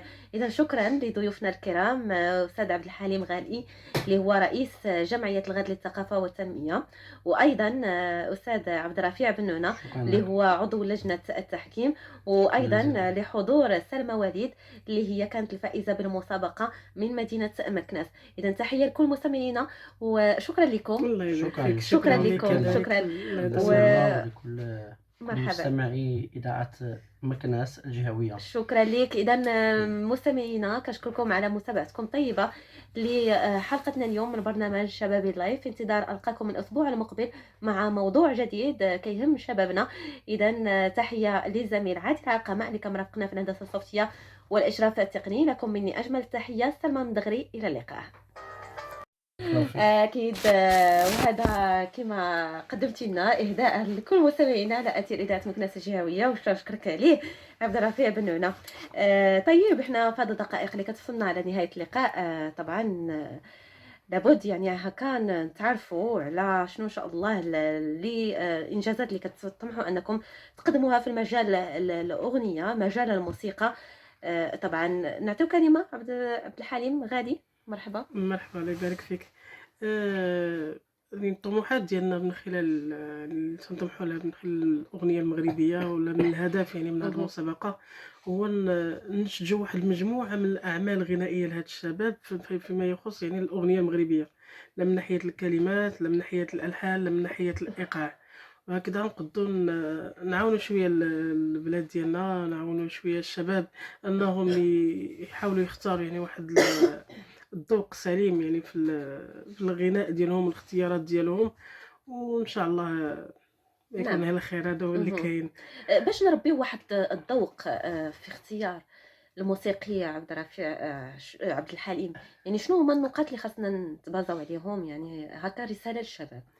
باش نربيو واحد الذوق سليم خصنا نشوفوا بعدا الوالدين، اهم. الآباء، يعني خصو يوجهوا وليداتهم أنهم يختاروا واحد الموسيقى اللي هي يعني هادفة، فيها الحويجات اللي ترباو عليهم هما، اهم. ترباو مع أم كلثوم، مع الأحياني، مع عزة جلال، مع نعيمة سميح، يعني هداك الشي اللي ترباو فيه وكبروا فيه حتى هما وعاشوه خصهم يعطيوه لوليداتهم، ما يبقاوش عليهم الموسيقى حرام ولا هادي ولا كذا، في الآخر تتلقاي داك الطفل يعني تيمشي اهم. يتصنت اللي بغا ولا يدير اللي بغا ولا يعني تيتصنت لشي حوايج اللي تزيد من الإثارة ديالو وداك الشي والمسائل اللي تتقديه، عاوتاني يدير المخدرات، يدير بزاف د الحوايج. أنا كان تيجي عندي واحد الشاب نعم. الأب ديالو دائمًا كان تيحرمو من الموسيقى وكذا وهداك الشي، وهداك الولد كبر وكبر بداك الحرمان ديال الموسيقى، اهم. وللأسف هذاك الشاب يعني مشى ولا تيدير جميع أنواع المخدرات، إمم. يكمي، يتحشش، يشرب، يدير كلشي. يعني علاش؟ لحقاش الأب ديالو كان حرمو يعني أنه يدير الموسيقى واحد الوقيتة، وتبارك الله عليه تيجي تيغني بواحد الصوت زويون وتيعزف حتى على الأورج شوية مزيان. يعني هذاك الحرمان اللي خافوا الوالدين أنهم إلا مشى في المجال الموسيقي أنه غادي يدير شي حاجة خايبة، نعم. تصدق دار شي حاجة خايبة وربما كانت الموسيقى تعاونو أكثر كانت غتنقذو هذا أكثر. هو اللي كاين. اهم. يعني تنقول الوالدين انهم هما لا باز يعني ديال الشباب باش يختاروا الذوق السليم. يحاولوا يسمعوا اغاني اللي هي زوينه، يعني لا في المنزل، لا في السياره، لا في سميتو، تكون الموسيقى اللي هي هادفه، نعم. ويوجهوا وليداتهم انهم يتعلموا آلات موسيقيه، انهم يشغلوهم بشي حوايج اللي هي فنيه، ماشي فقط الموسيقى، كاين المسرح، كاين اهم. التمثيل، كاين المجال الفني يعني. المجال الفني اهم. بصفه عامه، يعني يشغلوا وليداتهم يعني في هذا المجال هذا. نعم. طيب عبد الحليم يعني إحنا ملي كنتكلموا على الموسيقى هاكا في حديثك تتكلم على الموسيقى أو الأغنية ديال الزمن الجميل. يعني اليوم إلا تكلمنا على الأغنية المعاصرة، شنو رأيك فيها؟ واش هاكا حتى هي ممكن هاكا نربيو هاد الحس الذوق الفني يعني عند الشباب بهاد الأغنية المعاصرة، شنو رأيك؟ الأغنية المعاصرة كما تنقولوا فيها وفيها. اهم. كاين أغنية معاصرة اللي تحترم المعايير والقواعد ديال الذوق السليم من ناحية الكلمات واللحن والإيقاع، وكاين أغنية معاصرة اللي تزيد كما قلت من الهيجان ديال الشباب، يعني تحاول يمشيو في واحد التيارات اللي هي خايبة. إمم. هذا هو سميتو، ولكن مزيان أن تكون أغنية معاصرة مغربية معاصرة، يعني تتروج يعني للتراث ديالنا، لا من ناحية الإيقاع، لا من ناحية الألحان، لا من ناحية الصوت، لا من ناحية الكلمات، يعني بزاف ديال الحويجات. اهم. هذا هو ونتمنّاو إن شاء الله إن شاء التوفيق الله يا للجميع ربي، يا عبد ربي. الحليم. يا ربي آمين. عبد الرفيع يعني أكيد يعني شنو إن شاء الله كتأمل أنك تحققه في مجال الأغنية، في مجال الموسيقى بشكل عام؟ و آآ الهدف من هذا هو نعم. نعم. أكيد، أكيد يعني باش أنك الهدف تأطّر شباب يعني هاكا اللي يكونوا إن شاء الله جيل الغد يعني في الموسيقى المغربية. إن شاء الله، لِمَ لِمَ لا؟ لا، اهم. لِمَ لا أننا نطمحوا للمستقبل، إن شاء الله. المستقبل القريب أننا نكونوا واحد الشباب اللي هما اللي يحملوا ديك المشعل ديال الأغنية المغربية اهم.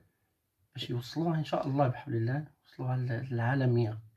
إن شاء الله. هذا هو إن شاء الله. الهدف. وبالتوفيق أكيد ليك عبد الرفيع، شكرا جزيلا. ومع السلامة وديد إن شاء الله. شنو إن شاء الله نقدروا نقولوا كاين شي مجال اللي تشوفي أنك تبغي أنك تعلميه، مازال كتشوفي راسك مازال غتشتغلي عليه في مجال الموسيقى، مجال الفن؟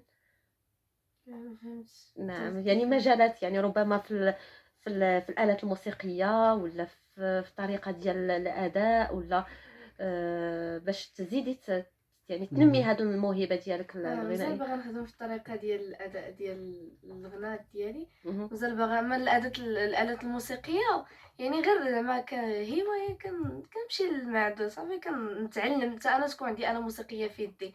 أما يعني باغا داخلة المعهد الموسيقي على قبل صوتي باش اهم. نزيد نتقن الأداء ديالي للأغاني. بالتوفيق ليك. إذا مستمعينا، كان هذا موضوعنا من خلال برنامج شبابي اللايف، اللي طبعا تعرفنا على المسابقة الوطنية اللي نظمتها جمعية الغد للثقافة والتنمية بمدينة مكناس، وكانت من أجل اكتشاف المواهب الشابة. وطبعا اللي كان لها شعار الأغنية المغربية إرث فني للأجيال. إذا شكرا لضيوفنا الكرام، أستاذ عبد الحليم غالي اللي هو رئيس جمعية الغد للثقافة والتنمية، وأيضا أستاذ عبد الرفيع بنونة شكرا اللي لك. هو عضو لجنة التحكيم، وأيضا جزيلا. لحضور سلمى وليد اللي هي كانت الفائزة بالمسابقة من مدينة مكناس. إذا تحية لكل مستمعينا، وشكرا لكم. الله يبارك شكرا فيك، شكرا شكرا لك لكم، لك. شكرا. للسلامة ولكل ومرحبا. مستمعي إذاعة مكناس الجهوية. شكرا لك. اذا مستمعينا، كنشكركم على متابعتكم طيبه لحلقتنا اليوم من برنامج شبابي لايف. في انتظار القاكم الاسبوع المقبل مع موضوع جديد كيهم شبابنا. اذا تحيه للزميل عادل عقمه اللي كان مرافقنا في الهندسه الصوتيه والاشراف التقني. لكم مني اجمل التحيات، سلمى مدغري، الى اللقاء. اكيد. وهذا كما قدمتي لنا اهداء لكل مستمعينا على اثير اذاعه مكناس الجهويه، وشكرك عليه عبد الرفيع بنونه. طيب، احنا في هذه الدقائق اللي كتوصلنا على نهايه اللقاء، طبعا لابد يعني هكا نتعرفوا على شنو ان شاء الله اللي الانجازات اللي كتطمحوا انكم تقدموها في المجال الاغنيه، مجال الموسيقى. طبعا نعطيو كلمه عبد الحليم غادي. مرحبا. مرحبا، الله يبارك فيك. يعني الطموحات ديالنا من خلال اللي تنطمحوا لها من خلال الأغنية المغربية، ولا من الهدف يعني من هذه مهم. المسابقة، هو نشجعوا واحد المجموعة من الأعمال الغنائية لهاد الشباب فيما يخص يعني الأغنية المغربية، لا من ناحية الكلمات، لا من ناحية الألحان، لا من ناحية الإيقاع. وهكذا نقدروا نعاونوا شوية البلاد ديالنا، نعاونوا شوية الشباب أنهم يحاولوا يختاروا يعني واحد الذوق سليم يعني في الغناء ديالهم والاختيارات ديالهم، وإن شاء الله يكون نعم. على خير. هذا هو اللي مهم. كاين. باش نربيو واحد الذوق في اختيار الموسيقي عبد الرفيع، عبد الحليم، يعني شنو هما النقاط اللي خاصنا نتبازاو عليهم، يعني هكا رسالة للشباب؟ باش نربيو واحد الذوق سليم خصنا نشوفوا بعدا الوالدين، مهم. الآباء، يعني خصو يوجهوا وليداتهم أنهم يختاروا واحد الموسيقى اللي هي يعني هادفة، فيها الحويجات اللي ترباو عليهم هما. مهم. ترباو مع أم كلثوم، مع الأحياني، مع عزة جلال، مع نعيمة سميع. يعني هذاك الشيء اللي ترباو فيه وكبروا فيه حتى هما وعاشوا، خصهم يعطيوه لوليداتهم، ما يبقاوش عليهم الموسيقى حرام ولا هادي.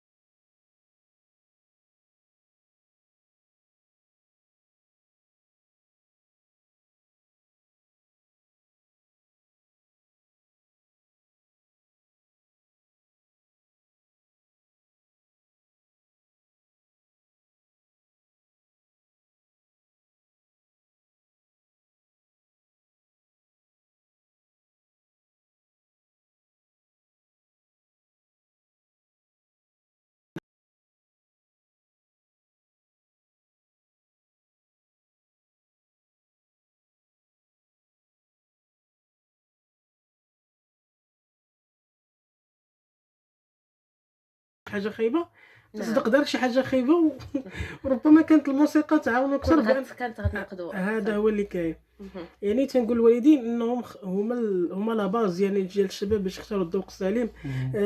يحاولوا يسمعوا اغاني اللي هي زوينه، يعني لا في المنزل لا في السياره لا في سميتو، تكون الموسيقى اللي هي هادفه. نعم. ويوجهوا وليداتهم انهم يتعلموا آلات موسيقيه، انهم يشغلوهم بشي حوايج اللي هي فنيه، ماشي فقط الموسيقى، كاين المسرح كاين اهم. التمثيل كاين المجال الفني يعني. المجال الفني اهم. بصفه عامه.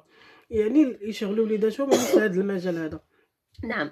طيب عبد الحليم، يعني حنا ملي كنتكلموا على الموسيقى هكا في حديثك تتكلم على الموسيقى أو الأغنية ديال الزمن الجميل. يعني اليوم إلا تكلمنا على الأغنية المعاصرة، شنو رأيك فيها؟ واش هكا حتى هي ممكن هكا نربيو هاد الحس الذوق الفني يعني عند الشباب بهاد الأغنية المعاصرة، شنو رأيك؟ الأغنية المعاصرة كما تنقولوا فيها وفيها. اهم. كاين أغنية معاصرة اللي تحترم المعايير والقواعد ديال الذوق السليم من ناحية الكلمات واللحن والإيقاع، وكاين أغنية معاصرة اللي تزيد كما قلت من الهيجان ديال الشباب، يعني تحاول يمشيو في واحد التيارات اللي هي خايبة. إمم. هذا هو سميتو. ولكن مزيان أن تكون أغنية معاصرة مغربية معاصرة، يعني تتروج يعني للتراث ديالنا، لا من ناحية الإيقاع لا من ناحية الألحان لا من ناحية الصوت لا من ناحية الكلمات، يعني بزاف ديال الحويجات. اهم. هذا هو ونتمناو إن شاء الله إن التوفيق شاء الله يا للجميع. ربي. عبد يا ربي. الحليم، يا ربي آمين. عبد الرفيع، يعني أكيد يعني شنو إن شاء الله كتأمل أنك تحققه في مجال الأغنية، في مجال الموسيقى بشكل عام؟ و- آه، الهدف من هذا هو نعم. نعم. أكيد يعني باش أنك تأطر الشباب يعني هكا يكونوا إن شاء الله جيل الغد يعني في الموسيقى المغربية إن شاء الله. لما لما لا؟ لا اهم. لا أننا نطمحوا للمستقبل، إن شاء المستقبل الله. القريب، أننا نكونوا واحد الشباب اللي هما يحملوا ديك المشعل ديال الأغنية المغربية، اهم. باش يوصلوها إن شاء الله بحول الله، يوصلوها للعالمية. إن شاء الله. هذا هو إن شاء الله. الهدف. وبالتوفيق أكيد ليك عبد الرفيع، شكرا جزيلا. ومع السلامة وديد إن شاء الله. شنو إن شاء الله نقدروا نقولوا كاين شي مجال اللي تشوفي أنك تبغي أنك تعلميه، مازال كتشوفي راسك مازال غتشتغلي عليه في مجال الموسيقى، مجال الفن؟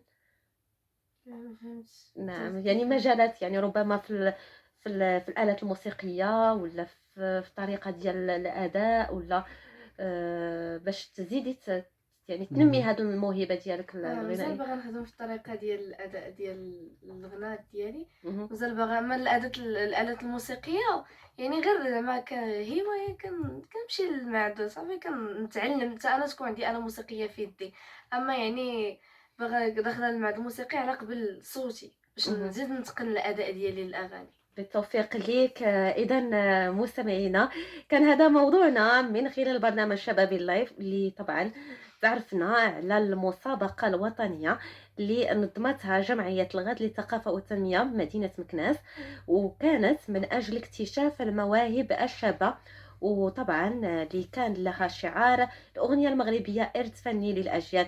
إذا شكرا لضيوفنا الكرام أستاذ عبد الحليم غالي اللي هو رئيس جمعية الغد للثقافة والتنمية، وأيضا أستاذ عبد الرفيع بنونة شكرا اللي لك. هو عضو لجنة التحكيم، وأيضا جزيلا. لحضور سلمى وليد اللي هي كانت الفائزة بالمسابقة من مدينة مكناس. إذا تحية لكل مستمعينا وشكرا لكم. الله يبارك شكراً. فيك. شكراً لك لكم. كذلك. شكراً. الله لدى يسلمك. سلمى ولكل مرحبا. مستمعي إذاعة مكناس الجهوية. شكرا لك. اذا مستمعينا كنشكركم على متابعتكم طيبه لحلقتنا اليوم من برنامج شبابي لايف. في انتظار القاكم الاسبوع المقبل مع موضوع جديد كيهم شبابنا. اذا تحيه للزميل عادل عقمه اللي كان مرافقنا في الهندسه الصوتيه والاشراف التقني. لكم مني اجمل التحيات، سلمى مدغري، الى اللقاء. الله فيك. أكيد وهذا كما قدمتِ لنا إهداء لكل مستمعينا على أثير إذاعة مكناس الجهوية، ونشكرك عليه عبد الرفيع بن نعناع. طيب إحنا فاضل دقائق اللي كتوصلنا على نهاية اللقاء. طبعًا لابد يعني هاكا نتعرفوا على شنو إن شاء الله اللي الإنجازات اللي كتطمحوا أنكم تقدموها في المجال الأغنية، مجال الموسيقى. طبعًا نعطيو كلمة عبد الحليم غادي، مرحبا. مرحبا، الله يبارك فيك.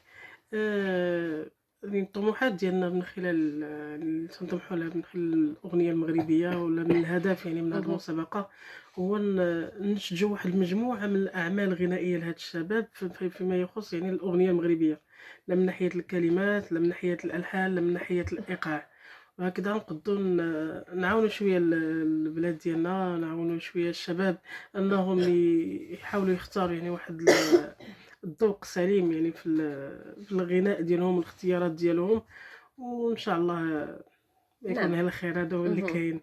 باش نربّيو واحد الذوق في اختيار الموسيقي عبد الرفيع عبد الحليم، يعني شنو هُما النقاط اللي خاصنا نتبازاو عليهم، يعني هاكا رسالة للشباب؟ باش نربيو واحد الذوق سليم خصنا نشوفوا بعدا الوالدين، اهم. الآباء، يعني خصو يوجهوا وليداتهم أنهم يختاروا واحد الموسيقى اللي هي يعني هادفة، فيها الحويجات اللي ترباو عليهم هما، اهم. ترباو مع أم كلثوم، مع الأحياني، مع عزة جلال، مع نعيمة سميح، يعني هداك الشي اللي ترباو فيه وكبروا فيه حتى هما وعاشوه خصهم يعطيوه لوليداتهم، ما يبقاش عليهم الموسيقى حرام ولا هادي ولا كذا، في الآخر تلقاي داك الطفل يعني تيمشي اهم. يتصنت اللي بغا ولا يدير اللي بغا ولا يعني تيتصنت شي حوايج اللي تزيد من الإثارة ديالو وداك الشي، والمسائل اللي تتقديه عاوتاني يدير المخدرات، يدير بزاف د الحوايج. أنا كان تيجي عندي واحد الشاب نعم. الأب ديالو دائمًا كان تيحرمو من الموسيقى وكذا وهداك الشي، وهداك الولد كبر بداك الحرمان ديال الموسيقى، اهم. وللأسف هذاك الشاب يعني ولا تيدير جميع أنواع المخدرات، إمم. كيمي، يتحشش، يشرب، يدير كلشي. يعني علاش؟ لحقاش الأب ديالو كان حرمو يعني أنه يدير الموسيقى واحد الوقيتة، وتبارك الله عليه تيجي تيغني بواحد الصوت زويون وتيعزف حتى على الأورج شوية مزيان. يعني هذاك الحرمان اللي خافوا الوالدين أنهم إلا مشى في المجال الموسيقي أنه غادي يدير شي حاجة خايبة، نعم. تصدق دار شي حاجة خايبة وربما كانت الموسيقى تعاونو أكثر كانت غتنقذوا هذا أكثر. هو اللي كاين. اهم. يعني تنقول الوالدين انهم هما لا باز يعني ديال الشباب باش يختاروا الذوق السليم. يحاولوا يسمعوا اغاني اللي هي زوينه، يعني لا في المنزل لا في السياره لا في سميتو، تكون الموسيقى اللي هي هادفه، نعم. ويوجهوا وليداتهم انهم يتعلموا آلات موسيقيه، انهم يشغلوهم بشي حوايج اللي هي فنيه، ماشي فقط الموسيقى، كاين المسرح، كاين اهم. التمثيل، كاين المجال الفني يعني. المجال الفني اهم. بصفه عامه، يعني يشغلوا وليداتهم يعني في هذا المجال هذا. نعم. طيب عبد الحليم، يعني حنا ملي كنتكلموا على الموسيقى هاكا في حديثك تتكلم على الموسيقى أو الأغنية ديال الزمن الجميل. يعني اليوم إلا تكلمنا على الأغنية المعاصرة، شنو رأيك فيها؟ واش هاكا حتى هي ممكن هاكا نربيو هاد الحس الذوق الفني يعني عند الشباب بهاد الأغنية المعاصرة، شنو رأيك؟ الأغنية المعاصرة كما تنقولوا فيها وفيها. اهم. كاين أغنية معاصرة اللي تحترم المعايير والقواعد ديال الذوق السليم لا من ناحية الكلمات واللحن والإيقاع، وكاين أغنية معاصرة اللي تزيد كما قلت من الهيجان ديال الشباب، يعني تحاول يمشيو في واحد التيارات اللي هي خايبة. إمم. هذا هو سميتو، ولكن مزيان أن تكون أغنية معاصرة مغربية معاصرة، يعني تتروج يعني للتراث ديالنا لا من ناحية الإيقاع لا من ناحية الألحان لا من ناحية الصوت لا من ناحية الكلمات، يعني بزاف ديال الحويجات. اهم. هذا هو ونتمنّاو إن شاء الله إن شاء التوفيق الله يا للجميع. ربي، الله عبد يبارك فيك. الحليم. يا ربي آمين. عبد الرفيع، يعني أكيد يعني شنو إن شاء الله كتأمل أنك تحققه في مجال الأغنية، في مجال الموسيقى بشكل عام؟ و آآ الهدف من هذا هو نعم. نعم.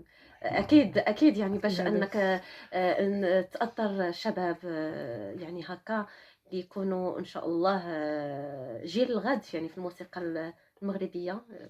ما شاء الله. لما لا مهم. لما لا اننا نطمحوا للمستقبل، إن شاء المستقبل الله. القريب، اننا نكونوا واحد الشباب اللي هما اللي يحملوا ديك المشاعر ديال الاغنيه المغربيه مهم.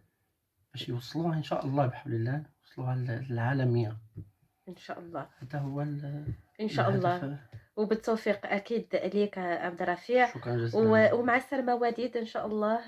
شنو إن شاء الله نقدروا نقولوا كاين شي مجال اللي كتشوفي أنك تبغيت أنك تعلميه، مازال كتشوفي راسك مازال غتشتغلي عليه في مجال الموسيقى، مجال الفن؟ ما فهمتش. نعم، يعني مجالات، يعني ربما في الآلات الموسيقية، ولا في الطريقة ديال الأداء، ولا باش تزيدي يعني تنمي هاد الموهبة ديالك مازال الغنائية. باغا نخدم في الطريقه ديال الاداء ديال الغناء ديالي، مهم. مازال باغا. اما الالات الموسيقيه يعني غير زعما كهوايه، كنمشي للمعهد صافي كنتعلم حتى انا تكون عندي آلة موسيقيه في يدي. اما يعني باغا داخله المعهد الموسيقي على قبل صوتي باش مهم. نزيد نتقن الاداء ديالي للاغاني. بالتوفيق ليك. إذا مستمعينا، كان هذا موضوعنا من خلال برنامج شبابي اللايف، اللي طبعا تعرفنا على المسابقة الوطنية اللي نظمتها جمعية الغد للثقافة والتنمية بمدينة مكناس، وكانت من أجل اكتشاف المواهب الشابة، وطبعا اللي كان لها شعار الأغنية المغربية إرث فني للأجيال.